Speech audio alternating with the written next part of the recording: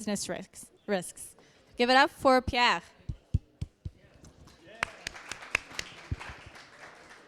Everyone's digesting right now, that's why.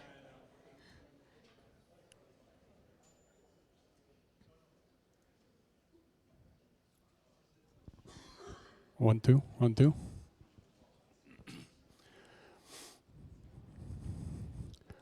Thank you for trying to finish your lunch that quick. Now, right after lunch is always a difficult slot, so who do you put there? A guy with a funny French accent talking about payroll? That's a good call. Okay. So, okay, let's start this. Yes, of course, I'm here to talk about payroll. Just before we go into the actual different risks or difficulties of payroll, sorry, choking. I have a couple of kind of reminder or important notes for everyone that is starting a business, okay? And these notes or comments are more as reminders more than going into deep discussion. Let's start by saying that I'm in no way your legal advisor or whatever, so you will need to talk to other people, but there are items that we need to consider. I guess you all went through these steps. You start a business, you have a good idea, you have a decent business plan, you come here to get money, hopefully you get it. And eventually you might need an address. So all this is fairly simple. But there's a lot of a consideration. And most of you are not, I mean, you're entrepreneur, but you're not necessarily accountant or definitely not lawyers.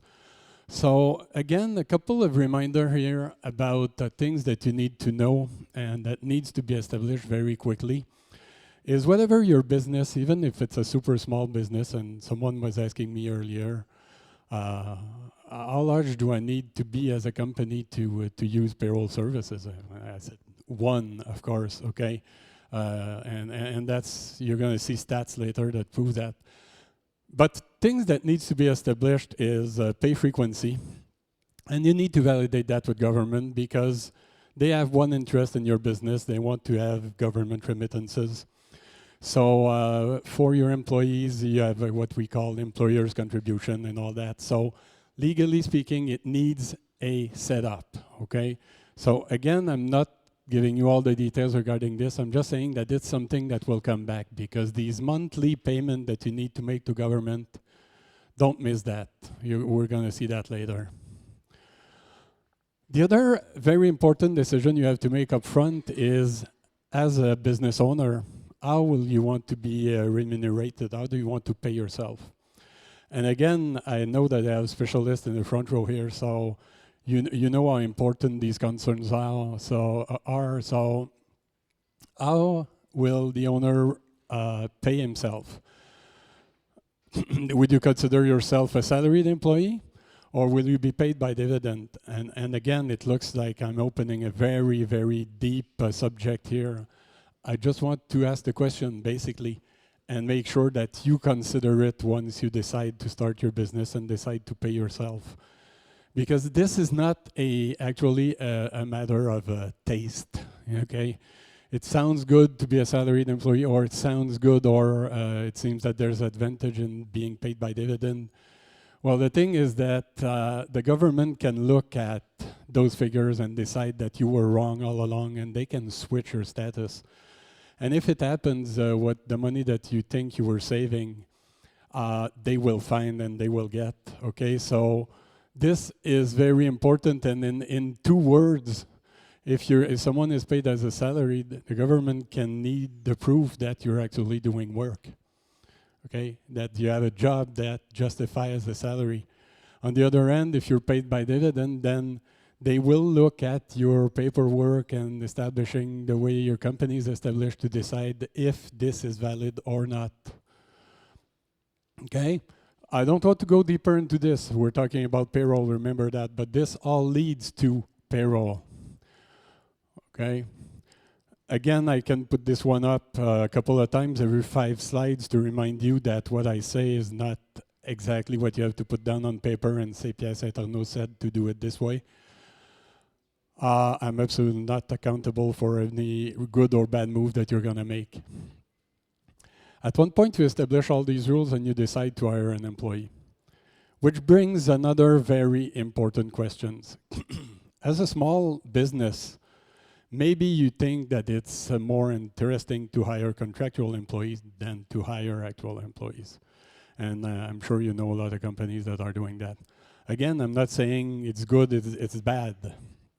What you need to keep in mind is that, again, there are general concepts that are applying to this, and I'm going to put all that on the board. An employee that has a status of an employee is protected by laws, okay?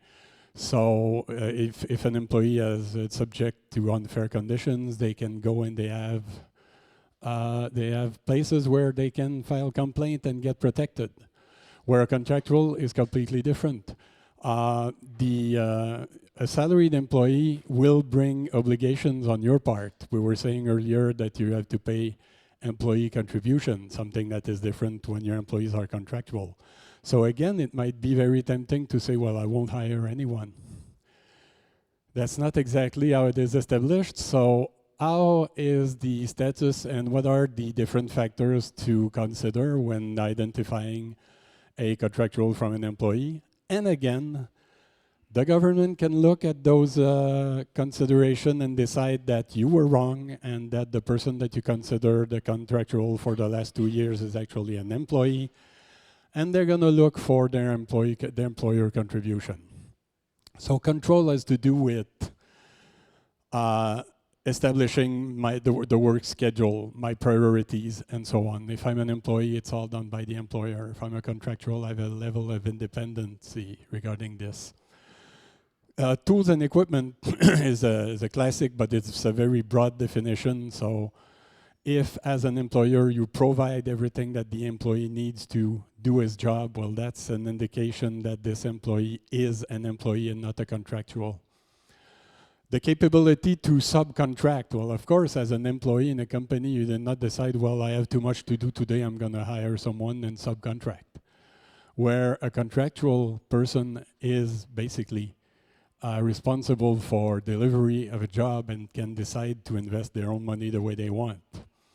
And finally, the financial risk is completely different. So contractual is an independent business in itself, where an employee is not responsible for profit or loss in your company. Again, this is a super high level view, and if you have any doubt, consult. One of the rule of thumb about contractual and employee has to do with if you hire someone as a contractual and you're the only contract of this contractual, be careful. It's one of the key elements where they can decide that since this person only works for you, he's an employee. So let's turn the page and go to our main subject, which is payroll. So you decide to hire an employee, even if it's your first employee, I say trouble begins, that's not very nice. In fact, its responsibilities begin, okay? The first thing that everyone in this room that has ever wrote a payroll check knows that payroll process doesn't end with this. It goes on with everything that is there, and this is not a complete list, okay? This is something that you need to know. You almost did this, the government and the bylaws probably expect that you're a specialist regarding all this, okay? So government remittances, the rule regarding WSIB, vacation calculation, I don't want to discuss all these. I don't want to bring your attention that as far as compliance goes, it's tricky. Because everything that you were looking at on the previous page has a funny way of changing through times. When you have a new budget, when you have a new government, percentages can change, deduction can change, maximums can change. I mean, I see that you probably can already consider giving up. And that would be a good thing. I mean, there is something like 190 no direct regulation regarding paying an employee. And if you're in the province of Quebec, there's something like 30-something specific to Quebec. So yes, there are rules that are per province, some that are federal, and so on. So think about all the tables, all the calculation, or whatever. Statutory holidays depend on the employment status. Are you temporary? Are you full-time? The WSIB rules are completely different in every province. The way vacations are calculated is absolutely not that simple. I mean, just terminate an employee and try and figure out the money you owe them. You're going to find out that everything that is there is tricky. What is that weird box there? Well, the box has to do with conservation. Okay, the government is reminding you that you need to keep all those fancy employee information for, in some instance, 2 years, in some instance, 7 years. So not only is it complicated to calculate, you need to have the structure and the infrastructure to ensure that you're keeping this data all this time. So compliance, first risk, first difficulty. And I'm just adding to that pile of information you need to understand and manage. Well, the idea of record employment by itself, I mean, I've been in business forever. One of the key elements for support has to do with ROE. People never know how to calculate insurable earnings, insurable weeks, and so on. And this has a direct impact on your employee. Mistakes there will impact the money that your employee will get. So looking at this brings the question, are you tempted to become a payroll specialist? And I'm also tempted to say that the answer is probably no. Okay. The other interesting aspect of that is as soon as you hire an employee, you have in your hand some confidential, interesting information. You have SIN numbers, you have bank account numbers, you have a series of information that other people want, okay? And not only do you have this in your hand, but there's a law that says that you are responsible to protect that, okay? I think you're all in the high technology. You know how people are interested in getting information from other companies. CGI, as a hosting specialist, has thousands of attacks per day on our system. We're equipped to block that, but it's a non-stop process. Take my word, everyone is trying to get to your data. So the infrastructure that you're using to maintain your payroll, well, needs to be pretty solid because this is always there. The other level of risk I want to mention has to do with business risk. Well, there's the obvious thing there. If you're operating a printing shop, you probably have 2 machines in case one is going down. So that's called the recovery plan. But does your recovery plan include payroll? And when I say payroll, what I mean by that is, well, first you have equipment. That's fine, that's fairly easy, but if everything that you own is on your equipment and you lose it, that's a problem. Second, data. I'm talking access to data, access to backup, and so on.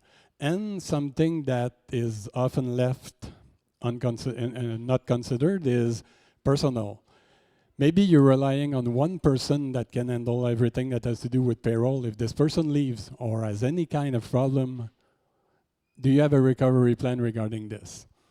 Well, to have a recovery plan regarding this, you need to be able to find a resource that can take, responsibility almost instantly. So a recovery plan that covers all this, you won't often see.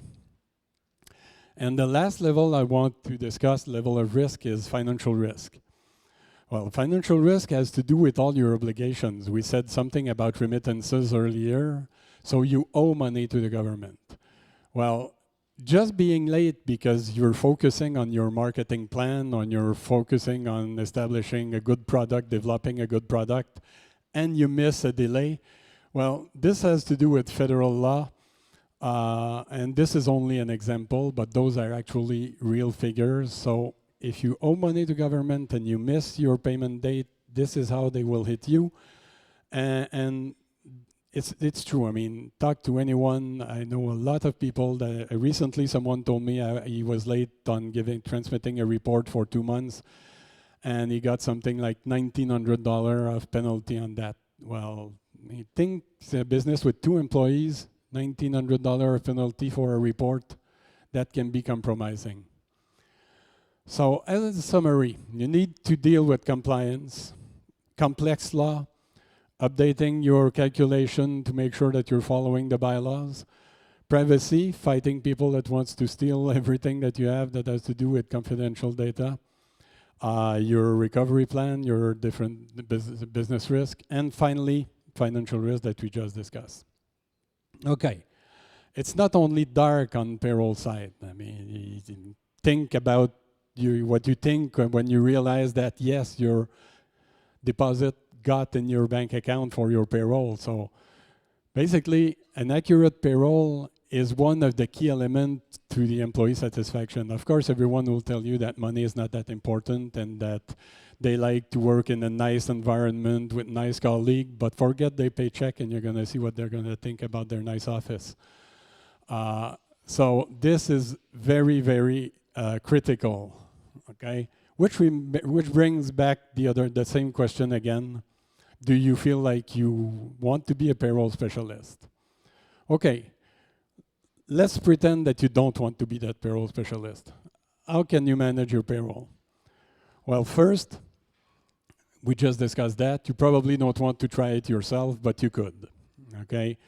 Meaning that you're responsible for everything that is compliance, protecting your data, ensuring security of your data, assuming bank charges for deposit and so on, making your own remittances.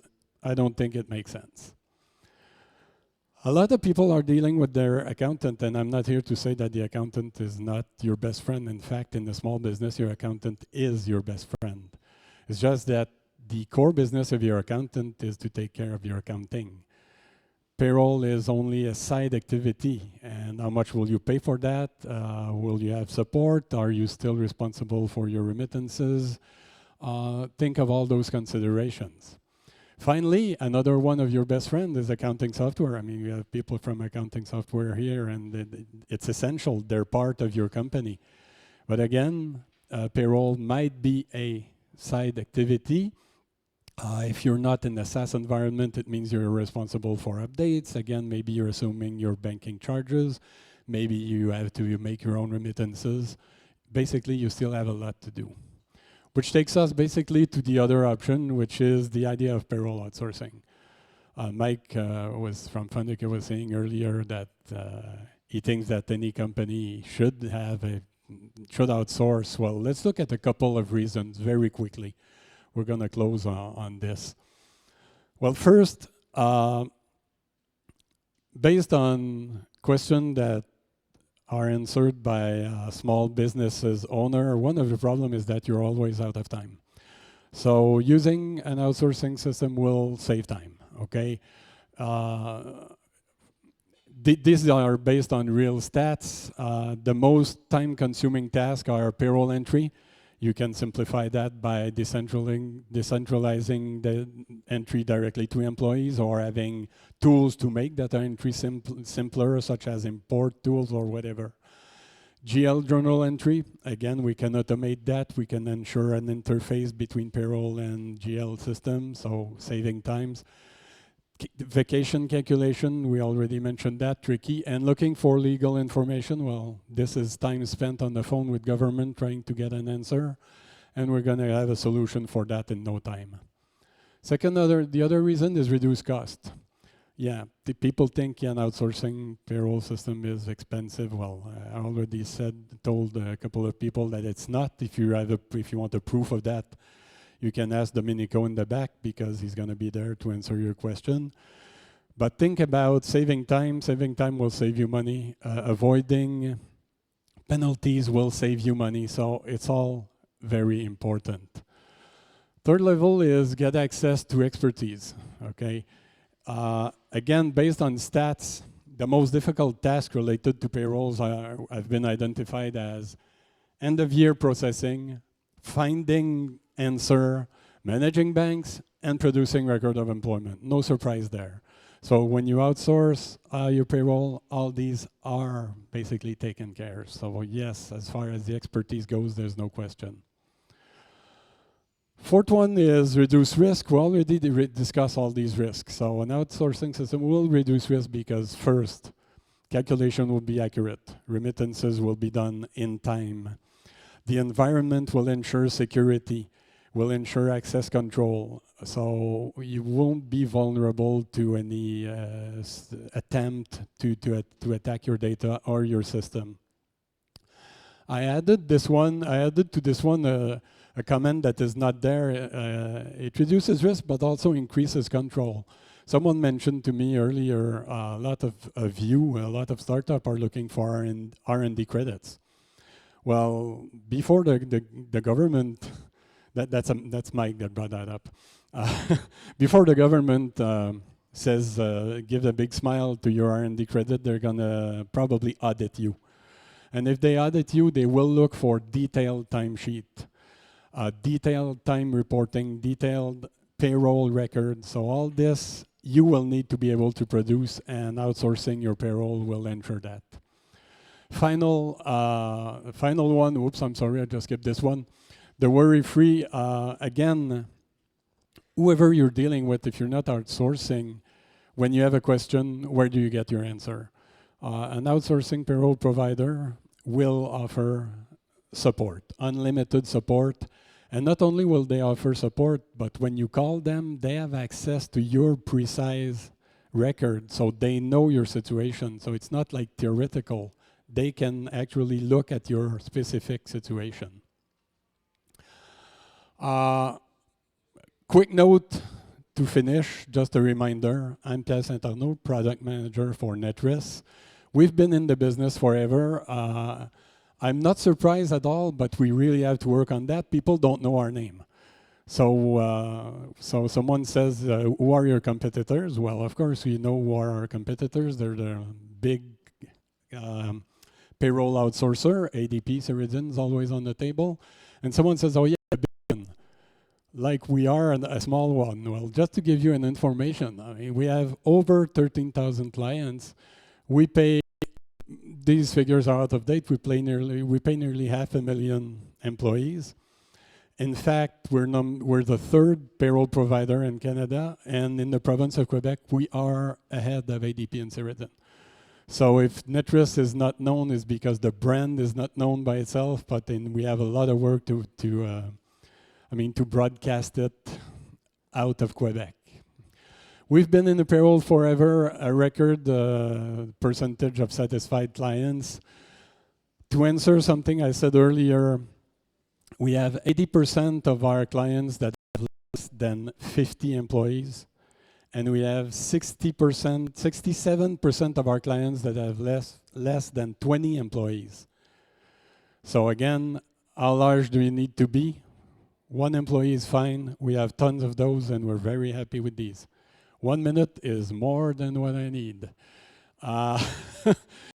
Just a reminder, Nethris is not known, but it's a business unit of CGI. CGI is big. You probably know CGI. If you don't, go CGI.com, you're going to see.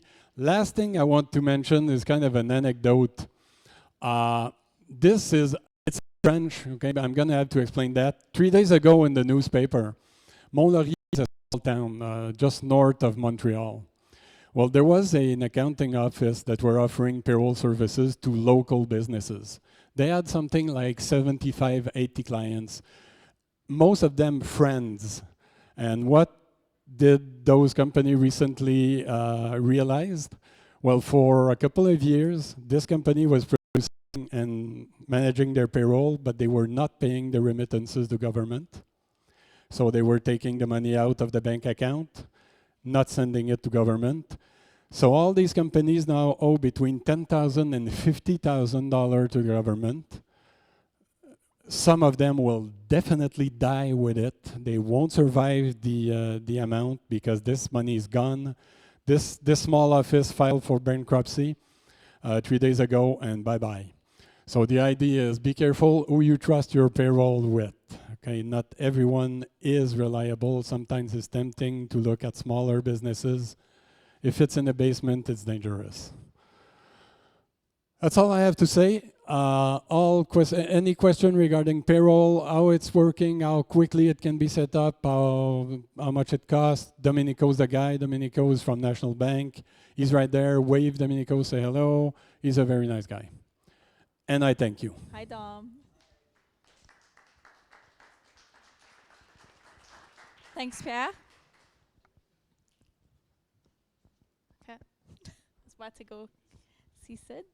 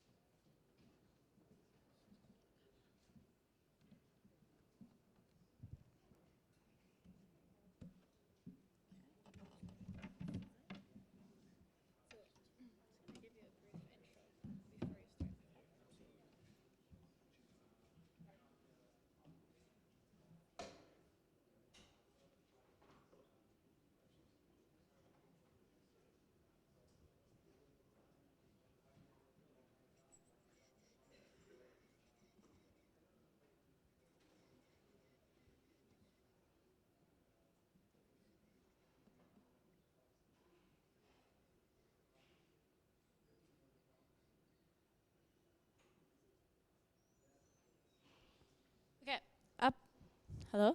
Yeah. Up next, we have Sid Paquette, who's Managing Director at OMERS Ventures. Sid is responsible for contributing to the identification and execution of investment opportunities for OMERS Ventures in the tech, media, and telecom sectors.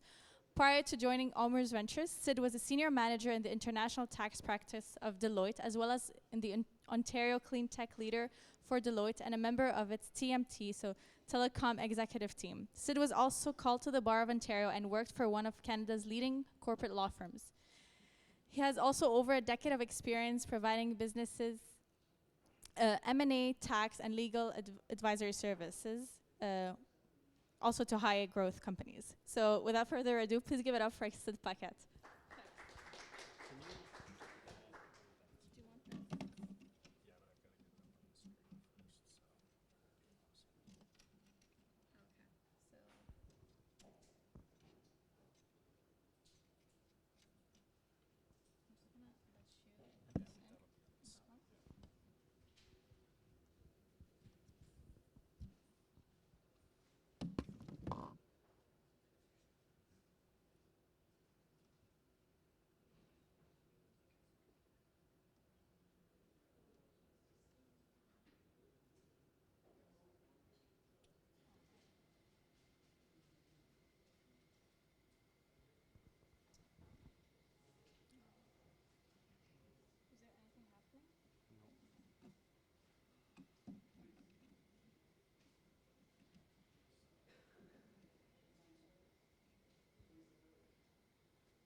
Sorry, just some technical difficulties here. Oh, here, hold on.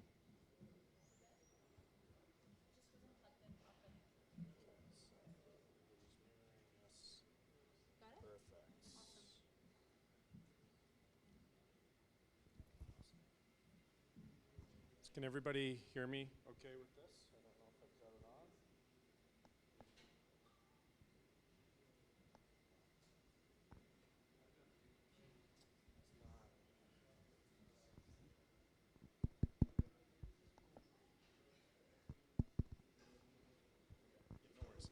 Yeah, I can talk loudly. I don't think this is working, but in any event, thanks for having me here. I really appreciate it. It's working now.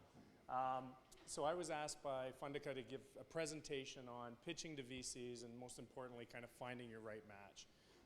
So as I kind of thought through this, you know, we've done a lot of presentations in and around this. This group is entrepreneurs. You've seen 1,001 presentations on this. So really wanted to try to delve into some stuff that maybe you haven't heard before, maybe you haven't seen before. So the first thing that I'll, let's see if this works. No? Let's do it this way. Is for those who don't know me, I'm a real no bullshit kind of guy. So this is a pretty small venue, small group of folks. I'd really appreciate to the extent that anybody has questions as we're going through things. Raise your hand, throw something, not too heavy, get my attention. Let's kind of keep this pretty interactive as we go through it. And again, you know, just trying to keep this real and, you know, get the most value out of it for you guys. Try that again, it's not working. So most of you as entrepreneurs, if you've met with VCs, you've probably been told a bunch of these things.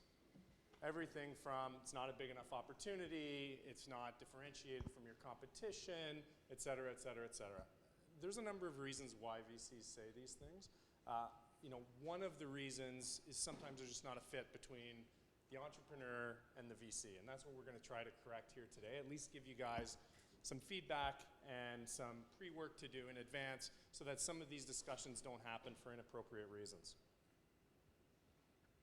So step one, at the end of the day, you've got to do some preliminary due diligence. So I'm going to walk through this, just basically the same steps that I would undertake as I look at an opportunity, same steps that you guys should all take as you're looking to find that partner.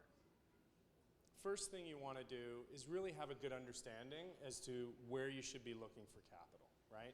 If you are an idea in a garage, chances are, whether you're in Canada or the US, you're probably not getting funded with that today. You may have in 1999, but we're very far removed from that today. So at that point, you know, hit up your rich uncle, talk to your parents, use your own capital, you know, start getting your business going, right? You've got to get a little bit further down the risk profile before you start kind of jumping into VC. So start off with your friends and family. From there, as the risk profile decreases, you're getting closer to commercialization. Then you're going to start moving into angel investors. And from angel investors, if you've got the growth curve that you think you're going to have in your business, then you're going to start scaling up into, call it the early stage VCs, and then ultimately into late stage VCs, private equity down the road. And hopefully, if everything goes well, you'll see an M&A exit or an IPO of some sort. So this is an important slide that I'm going to spend some time on. And just by a raise of hands, does anybody in the room really understand how VCs are compensated? So we've got a couple. Okay. So for the rest of you, this should be valuable because, you know, I'm sure a lot of you have heard, you know, VCs, they get, you know, a salary just like everybody else, but then really what they're playing for is something called carried interest. And I'm going to kind of walk through the dynamics of a fund example here just to give you a sense as to how VCs are compensated. Gives you a little view into the minds of a VC and kind of if you objectively stand back and look at your company, you'll understand why, you know, you may get those answers in terms of it's not the right fit, it's not big enough, et cetera, et cetera. So let's, sorry, your name was? Tim. So Tim and I are going to set up a venture fund. And just for purposes of this example, we're going to raise $100 million. So we go out, we seek limited partners, could be pension plans, could be family offices, you know, it could just be high net worth individuals. At the end of the day, we raise $100 million that we're going to invest in technology. So of that $100 million, you know, everybody is pretty cognizant that ballpark 25% of all VC investments end up as being a zero, right? So of the 100 million, well, first off, on the 220 model, we're going to have about 20 million over the course of the life of the fund in fees and expenses that are going to be charged, right? Which leads us with $80 million to invest. Of the 80, then you're going to have probably about 25% are ultimately going to be write-offs, which leaves us with about 60 million out of the 100 of viable investments that we have in our portfolio. Let's assume that we've done really, really well. And keep in mind right now, I'm talking about a top decile North American fund. I'm not talking about a 10x here. I've got a 3x up here because that will put you in the top decile of North American funds today. So it's not what people think that you need to drive a 50x return on a venture fund. If you drive a 3% return overall, you're in the top decile. So let's just kind of go with that in this example. $60 million, 3x return, pretty simple math. We're going to have a $240 million portfolio. Once we've got that $240 million realized in the portfolio, we now have to repay all of the capital we've borrowed, right? So we've invested the 80, we've got to repay that back to our limited partners. Then we've got the fees and expenses, which we've accumulated over a period of 10 years. We've got to repay that capital. And then finally, there's likely a preferred return in the fund, and that can vary anywhere from 5 to 10%. For purposes of this example, just for round numbers, I use 10. So we've got a preferred return that gets paid to the LPs before any payment gets paid to any VC of $20 million. So that's going to leave us with $120 million left over. Of that $120 million, $96 million of this goes back to the LPs. And then what's left is $24 million that goes to the GP. And that gets split between all of the general partners of the fund, you know, the associates, the analysts, anybody that's got quote-unquote carry in the fund. So at the end of the day, carried interest is really just a piece of the upside. That's really what it is when you drill it down. But now you've kind of seen how a venture fund works. Prior to getting into venture, I really had not a great concept of how that works. I've got an intimate concept of that now, and hopefully this gives you guys a sense, because you know what you'll see here, and I've got this slide up here, which is showing the returns over 21,000 companies since I think 2004 to 2013. If you take a look at the slide, 65% of those companies returned 0 or 1x. 0 or 1x.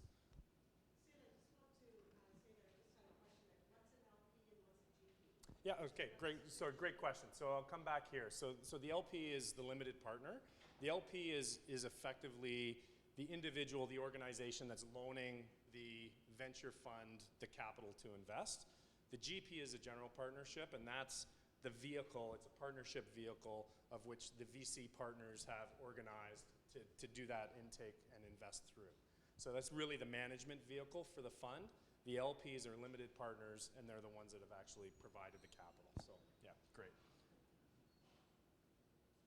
So when you take a look at this, coming back to this, like 0 to 1x on 65% of 21,000 investments. And as you kind of scroll through, you know, the 50x's, it's 0.4 times, right? Like there's just not a lot of these huge exits, but what's important to know is, you know, if we were to take a, you know, $100 million portfolio, we invest in 10 companies, you know, we've got a return profile of $206 million, to call it a 10% IRR over the life of the fund. And if you kind of went with this distribution, if you remove the 5x investment that VC had, all of a sudden that venture portfolio becomes a negative portfolio. So that's why when VCs are looking at deals, like we're really looking for the big bets, right? Like we're looking for those return, you'll hear return the fund deals. Those are the types of deals that VCs are going to be looking for, and they just need to have those in order for this model to work, right? And that's why, you know, you hear the number tossed around, it's about 1% of deals that get funded. It's probably not far off of that. You know, I personally probably look at, you know, 500 companies a year, and we probably do 5 deals, right? Like, so it, you know, it kind of makes sense, but that's why, and it's these just the really big opportunities, and it's not the base hits. The base hits are nice, but we're not looking for base hits. We're looking for the home runs, and if it happens to be a base hit, we'll take it, but we can't invest on base hits, right? So that's kind of really, like, as you're thinking about venture capital, which isn't for everybody, by the way, you know, again, 99% of companies don't raise venture capital and shouldn't even be talking to VCs because it's an arduous task, what they invest in. Right? If you are a seed company and you're going to a Series A, Series B VC, you're wasting your time, and you know, I'm probably less concerned about wasting the VC's time if they take the meeting, but you're certainly wasting your time, and that's very, very valuable. Like, just take a look at what they're investing in. Take a look at their portfolio. If all they've invested in is green tech and you're an ICT play, like, don't bother. Like, you know, you can do a lot of different things with your time. Don't waste your time talking to VCs that will never, ever, ever cut a check, right? So do some areas, or do some review, look at the areas of focus, and try to come in and you know, find something that makes sense. The other thing that you want to do as well is take a look at the age of the fund, right? And not a lot of entrepreneurs do this, and I think all entrepreneurs should, because it's very, very important, right? So to give you a sense, we've kind of, again, just, this isn't perfect, but you know, it probably represents 90% of the funds out there. Most funds have about a 7-year life period to them with 3 one-year extensions. That's kind of your typical limited partnership agreement on the funds that get loaned into a partnership. When you take a look at, you know, call it a 7-10-year life fund, and you're looking at the commitment period, that's really when they're cutting the first checks. It's like 5 years, right? Really. You might get into the later years for some funds, but for the most part, GPs, the partners, are focused on writing checks in the first 5 years. That's when you're going to get your new investments. Your follow-on investments could be anywhere from year 1.5 to year 5, 6, 7. You're not going to get them much later than that for follow-on. And then they're looking to exit those investments anywhere from, call it year 4.5 all the way through to year 10. At year 10, there's going to be, in a lot of cases, a hard stop, and either, they're repatriating their ownership up to their limited partners to hold, or they're getting, exceptions to manage that fund out until there's natural exits. But, and the importance of this is, you're much better off taking investment from a VC that's very early in their fund than you are later in the fund, right? Probably around year 4-ish of this fund, the partners are going to be distracted as well because they're out trying to raise fund too, right? So that's the other thing to keep in mind is, how much of a partner or an associate's time are you getting when they're actually focused on raising their next fund as well, right? So, kind of hone in on the age of the fund. And I get the question a lot of, well, how do you know the age of the fund? A, you can ask the VC, they'll tell you. B, if you just Google the VC, like, I don't know of a VC that's ever raised a fund that didn't do a press release about it. So you'll get the sense of when that fund was constituted. So, when you're thinking about these things, very important for you as you're thinking about that VC match, take a look at the age of the fund. I don't think enough entrepreneurs do this. So step 2 is really kind of getting into the due diligence, right? And at the end of the day, it's a marriage, right? You hear it's called a marriage, it's a partnership, it's a long-term arrangement. You gotta do the due diligence. And this isn't, just doing, you kind of going in and pitching Dragon's Den style. It's really got to be a two-way communication. Does anybody know the significance of this, the 9.6 years? Any idea what that is?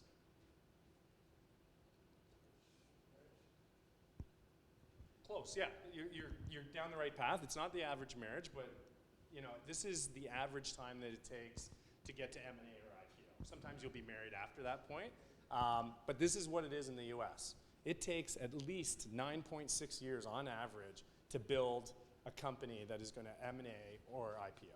This is the average. In Canada, it's a little bit longer. Canada's closer to 10 years, not significantly longer, but in the ballpark. So at the end of the day, like, you are partnered with somebody for 10 years. Like, I know people who get married and they're not thinking 10 years ahead, right? So you really gotta, this is a significant deal. You better like who you're working with. You better think they're gonna bring value because they're gonna be with you for a long time. Flip the script, right? Too often, you get, particularly in the early stage, entrepreneurs come in, they see Dragon's Den on TV or Shark Tank, they think that's the way it is. It's really not, right? Like, it's really gotta be a two-way interview. Don't just come in, pitch your company, hoping the VC is going to give you money.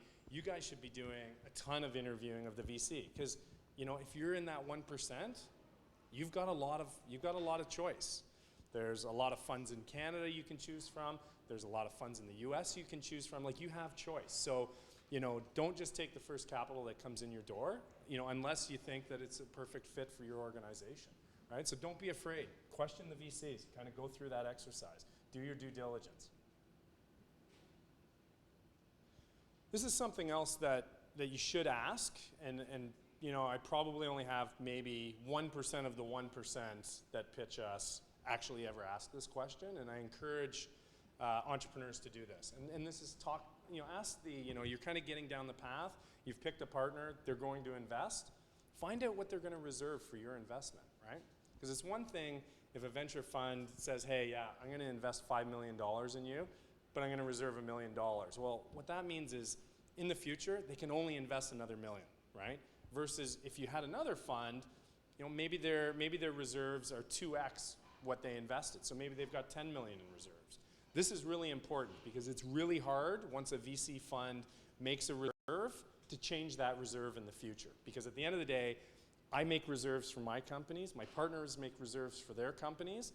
At the end of the day, it's very difficult to horse trade those reserves. So it's more than just the capital you're getting on day one. Think about the capital that you're going to get down the road, because that's what you're going to need to build this business, right? And you need to have, in a lot of cases, your current VCs participating in future rounds to attract other VCs, right? Like the first question any reputable VC will ask on the second round is, you know, are your existings participating, right? If I have 0 reserves, that means I'm not participating, even though I've got a good reason for it, possibly, but it just doesn't convey the great message to other VCs that are looking at your company down the road. So again, most entrepreneurs don't do this, but absolutely ask the question. The other thing too is, you know, do some due diligence on the strength of the network of the partners, right? Like you're talking to individuals. I don't think entrepreneurs do a real great job of this either, right? Like there's a couple things that VCs do really well. One is leverage their network. A lot will say, hey, yeah, I can get you access to, you know, the president of RBC or et cetera. I mean, just check. I mean, we've got LinkedIn. Look them up. See if they're connected, right? And just take a look at the strength of their network. You can all do it. It's free. It's easy to do.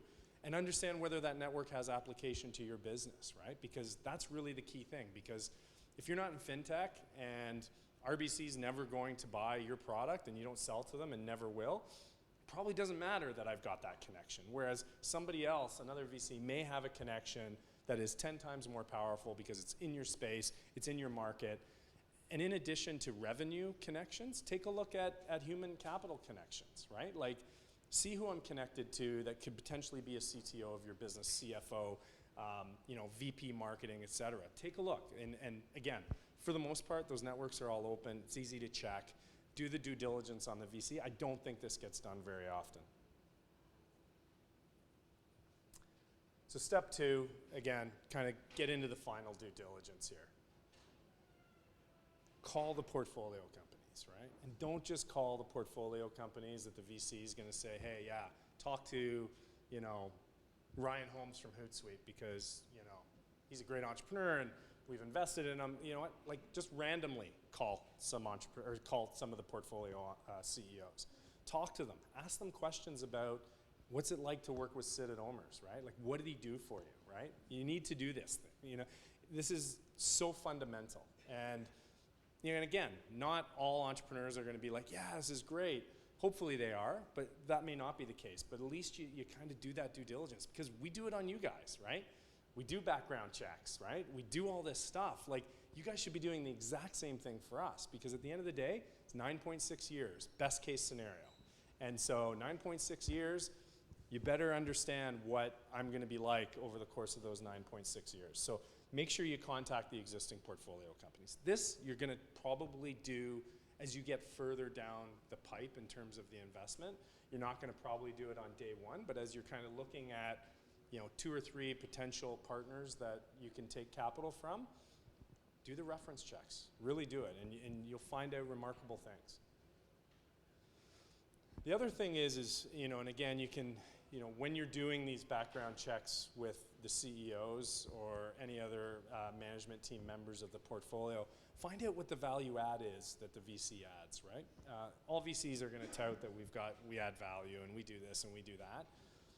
It's not necessarily the case for a number of reasons. Could be, you know, VCs raising second fund, doesn't have a lot of time for the company.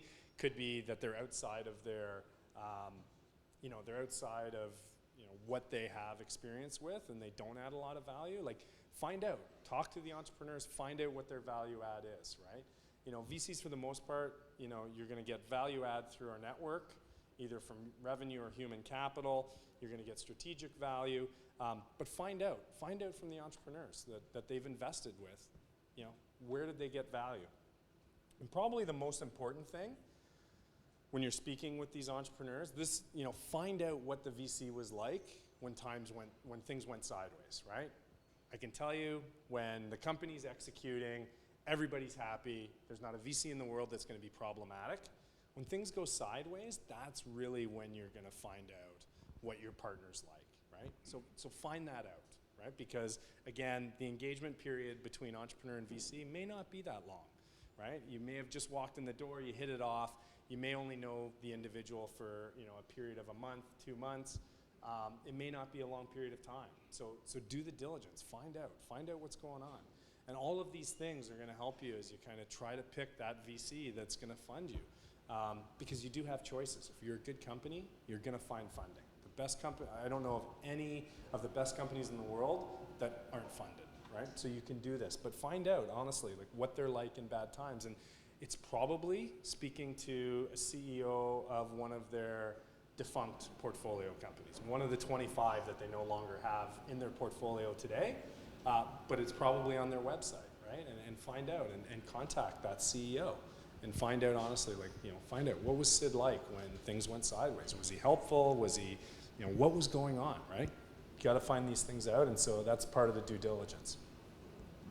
And then one of the last things, and again, I'll open the floor, if people want to chat more about things, but, start early.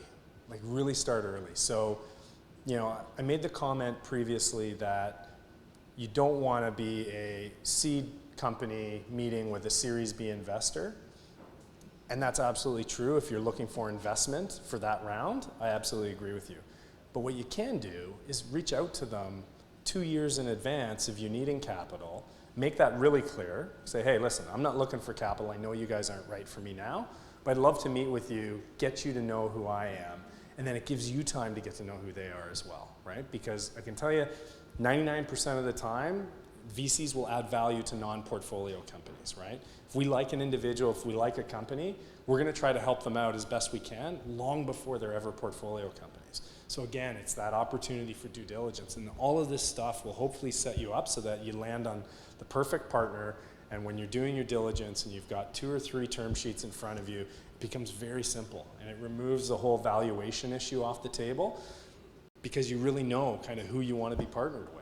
And so all of those things will be helpful. So just make sure when you're kind of going through this exercise, you start early, and that process is going to work out really, really well for you. So I'll open the floor. Hasn't been terribly interactive, not as interactive as I had hoped, but to the extent, like if anybody has questions, I'm around for a bit, but again, just trying to hopefully give you some information that's helpful as you are going down that path of reaching out to VCs and looking for capital. Okay. Questions?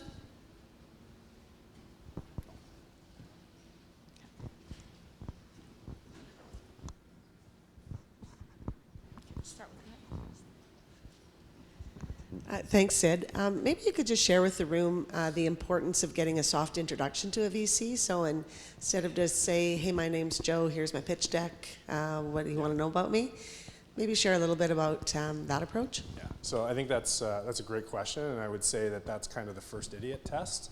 If you can't get connected to anybody now via LinkedIn, and you can't figure out a way to get there, we're not going to fund you, right? And it's not trying to be harsh, but we will take, like, again, I mean, with 500 companies a year, so it's a lot of companies.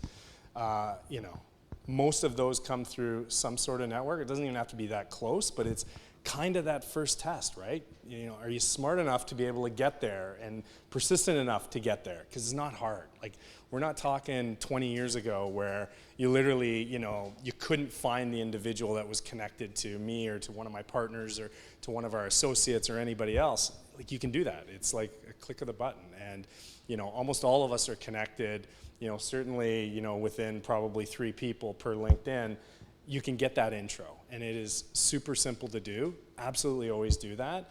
We funded 29 companies announced to date, 25 in Canada, 4 in the US, and exactly 0 of those have come through our website, even though we get lots that do come through the website. Exactly 0 fundings have come through the website, and I can probably bet that there's probably 0 fundings that come through any VC website, probably in the history of VC in North America. Like, it doesn't happen, right? And it's so much easier. You get a warm intro, and we take those meetings all day long. And again, it doesn't have to be a strong intro. If it's somebody that's like 2x removed from me and they ping me and say, hey, I met this great company, I'll look at the company and I'll meet with the individual if it's even remotely in our area of investment. So great question, and I think as entrepreneurs, if you can't figure out how to get there, like we're investing in people that we think can execute, and that's first failure right there of you can't execute. And so it's just not a venture fundable individual, right? So again, it's super easy, probably not telling anybody anything they don't know, but just use LinkedIn. Super simple. Hi. It's a great map, and the question I have is, what percentage of the people in your experience actually follow the map you just gave us when they're approaching VCs? And secondly, approaching angels, okay, who are volunteers, passionate, committed, recent entrepreneurs, are they more apt to follow and appreciate the same map that you presented? And are they more open to actually, because of the conversation and the informality, to help the entrepreneur cover all of those bases rather than more the big organization and pretension of the VC? Yeah, no, it's a great question. So, so the first piece of that is really, how many of the entrepreneurs do I meet with that kind of follow that process? And I think the mapping you're speaking about is, reaching out early, having those meetings, and then subsequently coming back and kind of going through the appropriate process, getting advice, doing angel rounds first, and kind of moving forward. I would say, probably 90% do, right? Like, it is a high number that do. Like, I met with 3 companies this week. All 3 of them, absolutely not in our profile today. Very interesting companies, and we, they all knew that we wouldn't invest today, but they were lining it up, and they're introduced to me, to one of my partners. They know us. We chatted a lot about stuff. We helped them with the strategy of their business, just even in a 1-hour meeting, and come back to us on the next round when it makes sense. So I'd say probably 90% do, because again, like, not a lot of folks get in the door if they don't kind of follow that process. Like, sometimes they do if they come in through a warm intro. I was an angel before I became a VC, and so the angel market is very different from VC market, right? I think VCs, professional money managers focused on a sector. Angels, and I was part of a large private angel network, don't typically follow that same profile. It could be somebody that has manufacturing expertise, that did very well in a manufacturing business and is now just putting risk capital at play. So probably not a lot of value add there for tech companies, and they may not follow the same process. They probably would like to